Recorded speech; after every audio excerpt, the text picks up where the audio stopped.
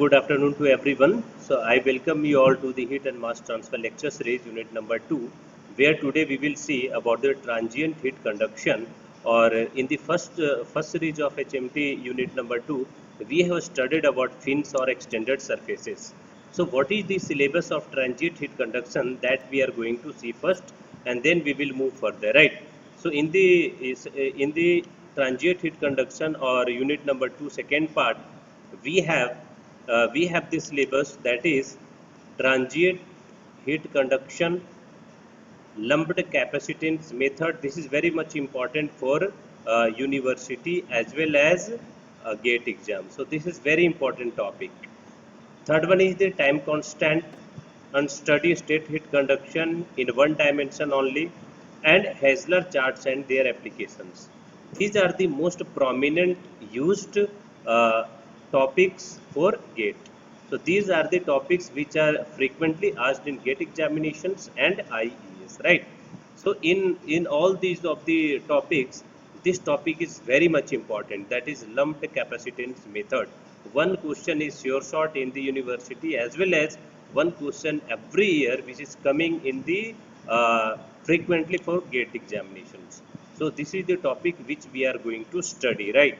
So let's start the topic transient heat conduction or unsteady state heat conduction. So here we will see what is transient heat conduction. Our topic is transient heat conduction. First of all, we will see what is transient heat conduction or what is the unsteady state heat conduction. So this is also called as unsteady state heat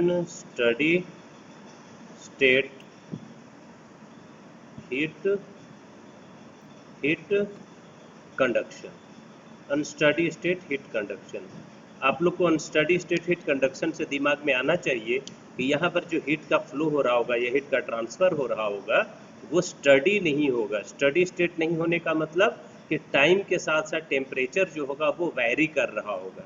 अब तक हम लोगों ने जो भी पढ़ा था, rectangular coordinate, cylindrical coordinate या स्फेरिकल कोऑर्डिनेट या फिन्स पढ़ा है, हर जगह पे टाइम के साथ साथ टेम्परेचर को हम लोग वॉल का कांस्टेंट एज्यूम करके चले थे। But in the case of unsteady state, time with respect to time, temperature will vary. So this is called the unsteady state heat conduction. So what is this? So in this lecture we will study about in steady state. In steady state, what happens? In steady state, heat conduction temperature of, sir sir recording भी on कर दीजिए sir. ये already recording हो रहा है, tension मतलब मैं video भेजूंगा। In steady state heat conduction, temperature of both sides, and all of you are presenter, you can also start recording, right? So here temperature of both the sides of wall, temperature of both the sides of the wall is assumed to be remain constant, is assumed to be remains constant। ये हम लोगों ने देखा है कहाँ पर? Steady state में। Steady state condition में क्या होता है? जब हीट कंडक्शन हो रहा होगा तो टेम्परेचर दोनों वॉल का कांस्टेंट हम लोग एज्यूम करके चलते हैं, irrespective of time. Constant irrespective of time, यानी टाइम के साथ साथ हम, मतलब टाइम से कोई मतलब नहीं है। जैसे टाइम आपका वेरी कर रहा है वैसे टेम्परेचर भी आपका वहाँ कांस्टेंट हो रहा है। कहाँ पर? स्टडी स्टेट के कंडीशन में। तो irrespective of time, and heat generation is assumed to be zero, and heat generation is assumed to be zero. क्या मतलब है इसका? हीट जनरेशन का मतलब कि एलिमेंट में वॉल्यूम की वजह से या हीट ट्रांसफ़र की वजह से, हीट ट्रांसफ़र के फेनोमेना की वजह से वॉल्यूम एलिमेंट में अपने आप या फिर क्या बोलते हैं, हीट का जनरेशन नहीं हो रहा होगा। This is the phenomena, and this type of situation is violating second law of thermodynamics. So this is the second point. this type of situation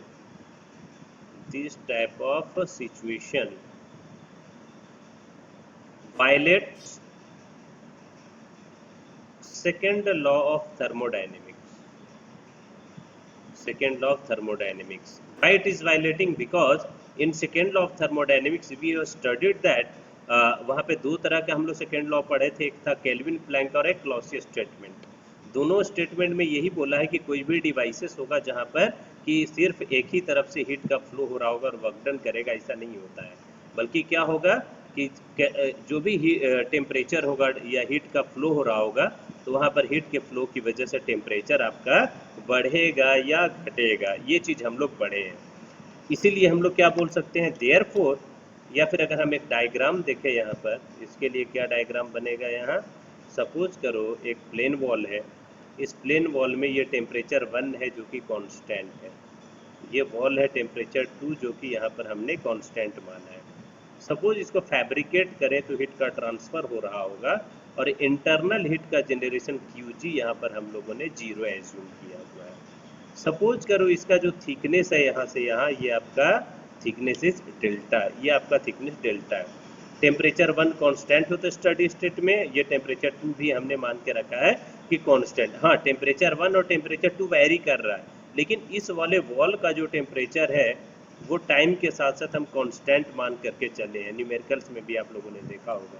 इसका भी जो टेम्परेचर है हम ये मान के चलते हैं कि टाइम के साथ साथ वो कांस्टेंट है, लेकिन सेकेंड लॉ ऑफ थर्मोडायनेमिक्स इस वाले फेनोमेना को, इस सिचुएशन को क्या करता है, वायलेट करता है, क्योंकि कांस्टेंट होना मुश्किल है अगर हीट का फ्लो इस डायरेक्शन से इस डायरेक्शन में कॉन्टिन्यूस हो रहा होगा। तो हम लोग क्या बोल सकते हैं यहाँ पे, इसीलिए बोल सकते हैं therefore with heat transfer through a solid body without heat generation, temperature of both sides of wall are assumed to be vary। तो यहाँ पर टेम्परेचर को हम एज्यूम क्या कर सकते हैं कि टेम्परेचर इज वेरिंग। अगर ये सेकेंड लॉ ऑफ थर्मोडायनेमिक्स को वायलेट कर रहा है तो वायलेट कब नहीं करेगा, तो जब टेम्परेचर दोनों वॉल का वेरी कर रहा होगा। कहने का मतलब टेम्परेचर 1 अगर 100 डिग्री सेल्सियस है, ये 50 डिग्री सेल्सियस है, हीट का ट्रांसफर हाइयर टेम्परेचर से लोअर टेम्परेचर की तरफ हो रहा होगा, तो ये 100 ना हो करके ये घटता रहेगा, 100 होगा, 99, 98 या फिर 90, इस तरीके से घटेगा और इसका टेम्परेचर बढ़ेगा। कहने का मतलब temperature of this wall is goes on decreasing and temperature of this wall will goes on increasing as per the transient heat conduction और unsteady state heat conduction phenomena. So what we can call it as transient heat conduction is basically divided into two types. Therefore, we divide this transient heat conduction into two parts. We divide transient heat conduction into two parts. That is periodic transient heat conduction. It will be periodic or non-periodic. Periodic और non periodic, दो type का transient heat conduction होगा, periodic और non periodic.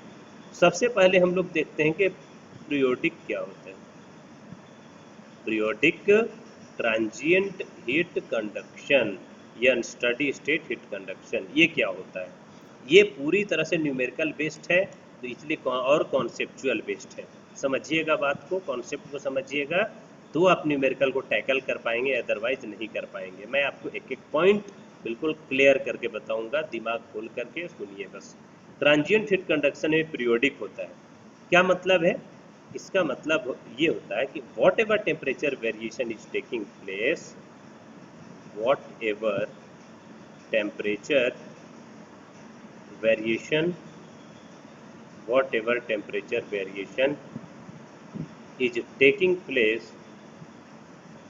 is taking place in substance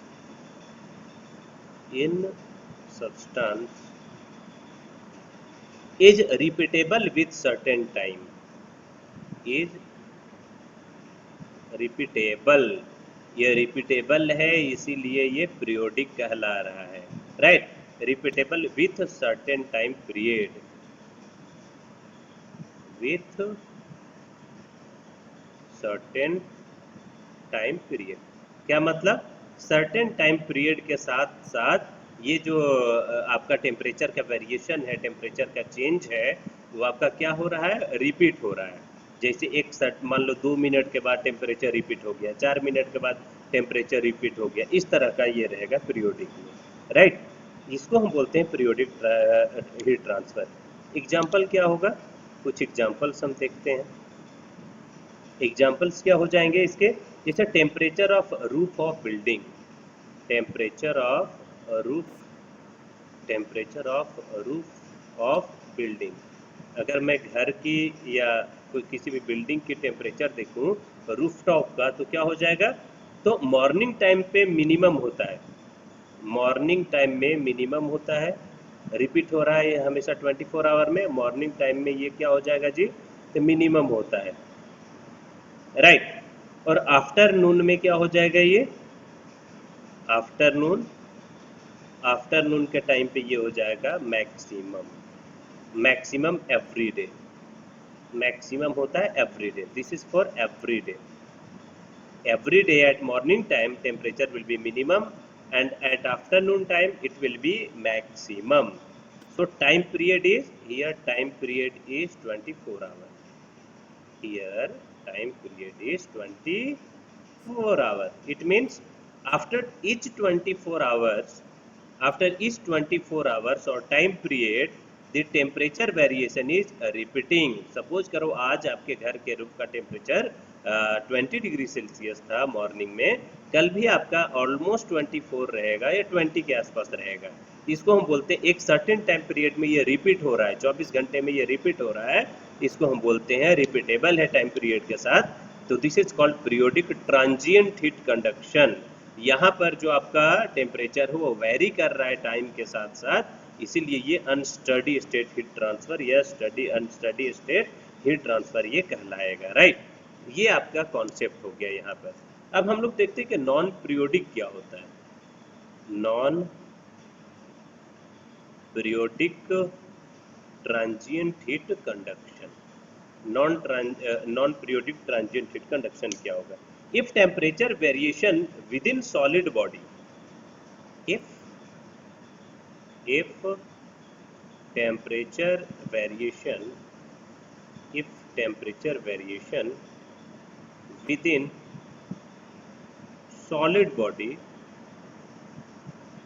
within solid body is not repeatable, is not repeatable, is not repeatable and is taking place only one time, and is taking place only at one time, only at one time। कहने का मतलब क्या हुआ? यहाँ पर time के साथ साथ टेम्परेचर का वेरिएशन कांस्टेंट नहीं है, और ये केवल एक टाइम पे एक टेम्परेचर आएगा आपके पास in body, one time in body. Body में किसी एक टाइम पे एक ही टेम्परेचर आएगा। मान लो कि अभी सुबह के 8 बजे टेम्परेचर 10 डिग्री था, तो ये अब टेम्परेचर 10 डिग्री कभी दोबारा नहीं आने वाला है। It is called non periodic transient heat conduction. So this is very important. इसके एग्जाम्पल्स क्या हो जाएंगे? इसके एग्जाम्पल्स हम लोग देखते हैं। जिस तरीके से हमने ट्रांजिएंट का पीरियोडिक के केस में देखे हैं कि रूफटॉप का टेम्परेचर रिपीट हो रहा है 24 आवर में, यहाँ पर ये रिपीट नहीं हो रहा है। एग्जाम्पल क्या होगा? एग्जाम्पल होगा heating of an ingot in furnace. आप लोगों ने प्रोडक्शन में पढ़ा होगा हीटिंग ऑफ एन इनगॉट, आप लोग को पता होगा इनगॉट क्या होता है, इनगॉट इन फर्नेस। ये आप लोग मटेरियल साइंस में या फिर प्रोडक्शन में आप लोग पढ़े होंगे। And cooling of bars, also cooling of bars, bar मतलब मेटल बार की बात कर रहे हैं यहाँ पर, या फिर ब्लैंक्स, ब्लैंक भी आप लोग पढ़े होंगे प्रोडक्शन में क्या होता है। And metal billets, and metal का बिलेट्स, ये सब केस में अगर टेम्परेचर वेरी कर रहा है तो ये चीज़ है। ये सब कहाँ यूज होता है? स्टील का जो वर्क होता है ना, ये सब स्टील वर्क में यूज होते हैं, राइट। ये सारा चीज़ है। तो ये सारा फेनोमेना आपका हो गया नॉन पीरियोडिक हीट ट्रांसफर। तो अब हम लोग जो बेसिकली यहाँ पर पढ़ने वाले हैं, जो मेनली हम लोग यहाँ पर पढ़ने वाले हैं, वो है आपका non periodic transient heat conduction. Non periodic क्यों? क्योंकि ये टाइम के साथ साथ वेरी नहीं करेगा। अब यहाँ पर आपका आता है conceptual part, non periodic transient heat conduction. This is very important and frequently questions are asked in GATE examinations. इसको थोड़ा सा आप लोग गौर से समझिएगा, ध्यान से सुनिएगा, और कोई डाउट है तो in the end we can discuss, right. ये चीज़ है। तो मान लो यहाँ पर एक डायग्राम ड्रॉ करता हूँ। मान लीजिए आपके पास इस तरह का कोई एक फर्नेस है। इस फर्नेस में हमने क्या किया, ये फर्नेस आपका मान लो इसके अंदर आपका वाटर रखा हुआ है, ये आपका वाटर है। एक फर्नेस है, इसके अंदर एक वाटर है। अगर हम यहाँ पर एक क्या कर रहे हैं, एक सॉलिड बॉडी को रखते हैं जो कि आपका हीटेड है। एक हीटेड सॉलिड बॉडी को हमने यहाँ पर रखा है। ये हीटेड सॉलिड बॉडी है, ये सॉलिड बॉडी हीटेड है, ये टेम्परेचर कूल टेम्परेचर रखा है। तो क्या होगा, सॉलिड बॉडी के अंदर, समझना बात को, मैं दोबारा बता रहा हूँ। Suppose we have a vessel containing liquid water, and in that case if we have a metal or substance, metallic part which is heated, and if it is kept inside this vessel, what will happen, there will be difference of the temperature between the vessel and this solid material, right? So what will happen, heat transfer will take place, heat transfer will take place from this point to this point by the phenomena of conduction. So it is called R conduction. And heat transfer from this surface to this surface, or from this surface to this surface, will take place by convection. So heat transfer is taking place by convection here. Heat transfer from this solid surface is conduction, and heat transfer taking place from this point to this point, or this zone to this zone, is by convection. So there will be two kinds of heat transfer, conduction and convection. And according to this phenomena or conduction and convection, we can discuss non-periodic transient heat conduction. So what is all about? यहाँ पर हम लोग इसके phenomena को देखते हैं कि आखिर ये किस तरीके से हीट का ट्रांसफर हो रहा है। तो पढ़ते, उसके बारे में थोड़ा सा मैं यहाँ पर लिख देता हूँ summary. When a heated component, when a heated component, ये आप लोग प्रोडक्शन में भी पढ़े होंगे, when a heated component is quenched, आप लोग क्वेंचिंग प्रोसेस पढ़े होंगे। जब एक हीटेड मटेरियल को या हीटेड कंपोनेंट को हम लोग क्वेंच करते हैं, कहाँ पर, इन लिक्विड मीडियम, इन लिक्विड मीडियम। समझिएगा, बहुत कॉन्सेप्चुअल पार्ट है। यहाँ पर एक छोटा सा डेरिवेशन भी आएगा और न्यूमेरिकल आएगा, काफ़ी numerical. When a heated component is quenched in liquid medium, the heat transfer through solid to liquid, the heat transfer through solid to liquid, through solid to liquid, जैसे अभी हम लोग देखें कि सॉलिड से लिक्विड जो होगा, media takes place, solid to liquid media takes place. और ये किस तरीके से हीट का ट्रांसफर होगा, तो दो फेनोमेना होता है। एक होता है फर्स्ट केस में हो गया from inside of solid body to surface. अभी जस्ट आपको जिस तरीके से बताया था, from inside of solid body, अभी जस्ट आप लोग को बताया था, आप लोग को समझ में आ रहा होगा, कंडक्शन आप लोग पढ़ चुके हैं। From inside of solid body to surface of solid body, to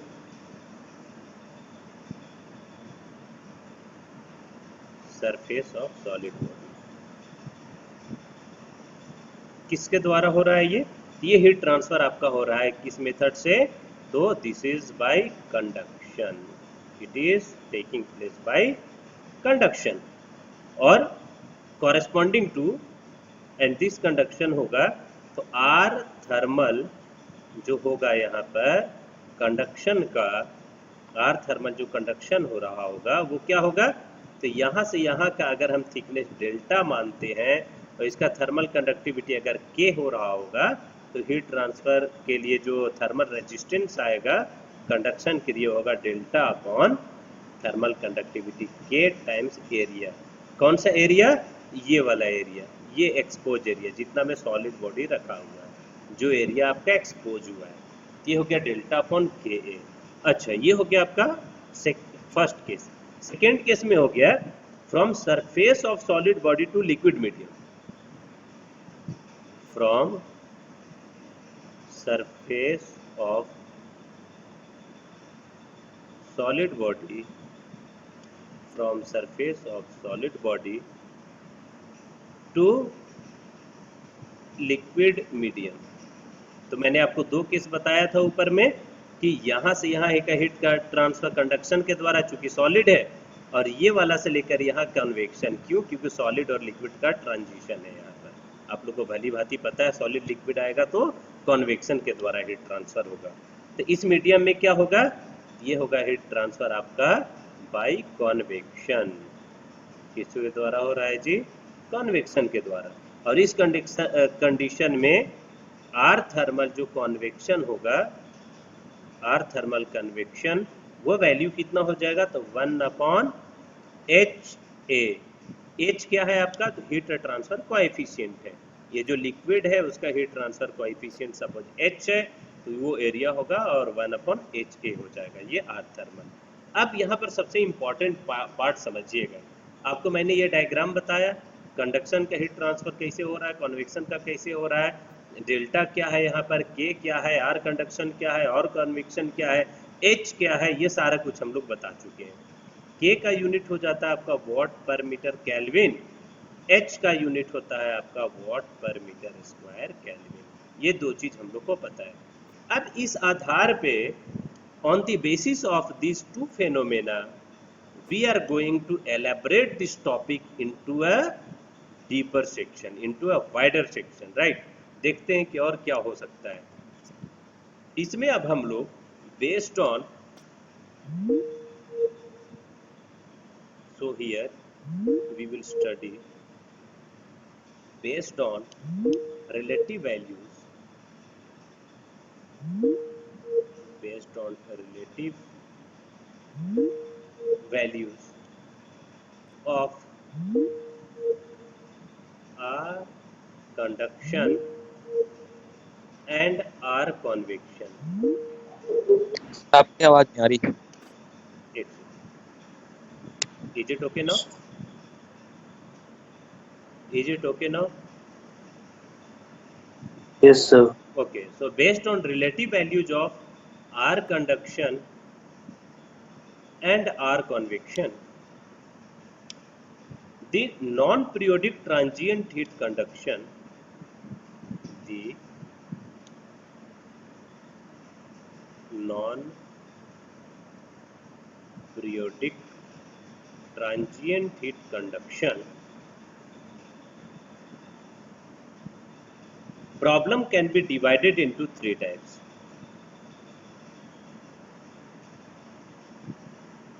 Can be divided into three types. This is very important. कहने का क्या मतलब है, अभी जो हम लोग डायग्राम देखे थे जिसमें कि आर कंडक्शन और आर कन्वेक्शन को पढ़े हैं, तो आर कंडक्शन और आर कन्वेक्शन के आधार पे, means on the basis of the values और magnitude of R conduction and R convection, we are going to divide this transient heat conduction of non-periodic into three class or three categories or three types. Those could be, क्या possibility है, तो यहाँ पर समझना, this is very important.